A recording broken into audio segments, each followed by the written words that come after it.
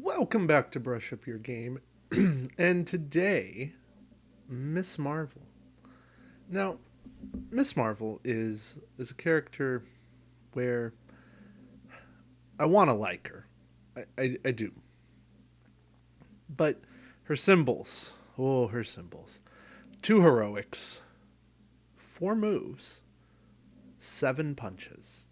She's on the lighter end of heroic symbols, very much. She's on the lighter end of total symbols. And what is more challenging is that her special cards all are single action special cards. Now she does have an extra wild, which helps. It absolutely helps. It gives her that little extra flexibility. But it also means that 6 of her 10, 7 of her 12 cards are single action cards. You're looking here, right here in the middle, at the 4 cards that aren't double wild, that have 2 symbols. Now, from a standpoint here, move punch, move heroic, double punch. These aren't bad cards. But it also means that movement is most of what she's doing when she doubles up on actions. And that can be good. It absolutely can be good. And she's a team player when it comes to movement. I do want to emphasize that is she has movement to pass along, which helps. There are enough games of Marvel United that I play where movement is the limiting factor. I need to move. Nobody can give me a move. Nobody has a move to play. I don't have a move to play. And I can't get where I need to do what it is that I need to do. And Ms. Marvel is going to rarely run into that problem. But yet she still is. Now, her specials. And I think we need to talk about her specials. So she has elongation. Your attacks may target enemies in adjacent locations this turn, which is great, right? And she gets a single punch. So maybe she can do 3 punches, and 3 punches in an adjacent location is a very good turn. That can help. But it's not even in one adjacent location. She can split it up, right? She can say, oh, I need to punch where I'm at, even. I need to punch one to the side, one to the other side. And this is great. But it also is very dependent on having the previous card have punch symbols or wild symbols on it. She is very much helped by a hero who has punch icons to give to her, or a location that generates punch icons where she can gain some. Elongation will be much better, way better for her if she has extra punches to play. Then we have Morphogenics, which lets her swap any number of cards from her hand with any number of cards in the storyline.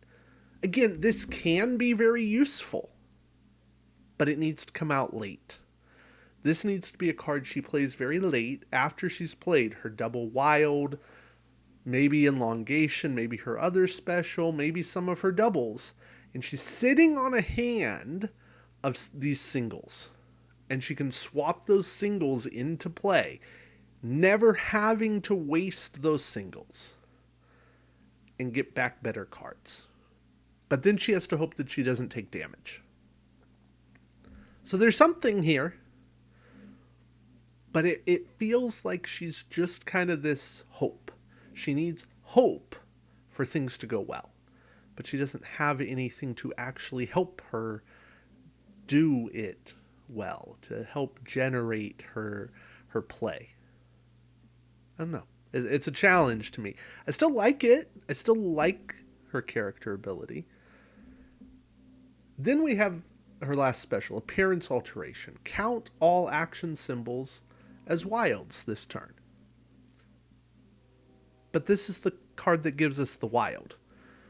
Which, okay, I guess they figured why give her a symbol that she could just make a wild. We're just going to give her the wild and she can decide what to do with it. Okay, fine. Granted. Give her that. So you hope you play this. Well, you plan to play this. Forget the hope. You plan to play this after somebody plays a double action card. Then you get 3 wilds. You get to do whatever it is that you want to do. 3 of them. And again, this can help. It can totally help.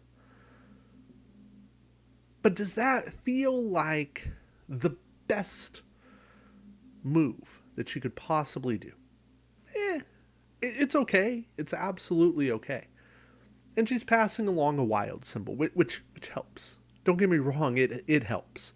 Because passing along and saying, hey, I don't necessarily know what you need to do. Maybe you don't even know what you need to do, but whatever it is you need to do, one of them at least, you're going to be able to do it.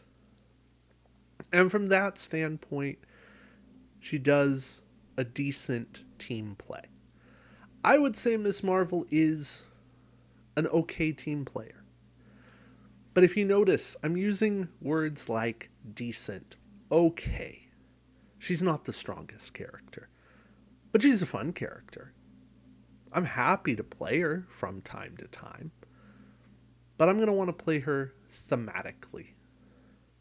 I'm going to find situations to use her that make sense. Young Avenger teams. That sort of scenario.